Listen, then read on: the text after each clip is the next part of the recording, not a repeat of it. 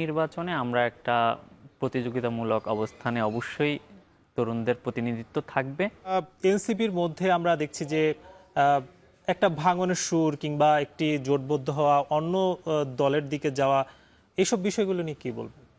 না, আমরা আসলে ভাঙনের কোনো সুর দেখছি না। আমরা এখন ঐক্যবদ্ধ আছি এবং আগামী নির্বাচনে আমরা একটা প্রতিযোগিতামূলক অবস্থানে অবশ্যই তরুণদের প্রতিনিধিত্ব থাকবে। আমরা তার জন্য চেষ্টা করছি। আমরা এখন ঐক্যবদ্ধ আছি এবং আমরা আসলে তরুণদের যে রাজনীতির বিনির্মাণ, সেই বিনির্মাণের জন্য আমরা কাজ করছি। একটা বিষয় আসলে জানা যাচ্ছে যে নতুন একটি হয়তো জোট হতে যাচ্ছে, সেটা এনসিপি, এবি পার্টি কিংবা গণ অধিকার পরিষদের আসলে নাম আসছিল। আবার কখন আমরা শুনেছি যে গণ অধিকার পরিষদ এবং এনসিপি এক হয়ে যাচ্ছে। কি বলবেন, আপনারা কি আসলে এক হচ্ছেন? হ্যাঁ, গণ অধিকারের সাথে একীভূতের যে বিষয়টা, সেটা আসলে এখন মনে হচ্ছে যতটুকু যে সেটা আসলে হচ্ছে না। তবে আমরা তরুণদের যে দলগুলো আছে, আমাদের একটা প্ল্যান আছে যে আমরা ঐক্যবদ্ধভাবে আগামী ইলেকশনে যদি আমরা অংশগ্রহণ করতে পারি, তাহলে তরুণদের একটা প্রতিনিধিত্ব তৈরি হবে, রাজনীতিতে একটা নতুন অবস্থানও তৈরি হবে।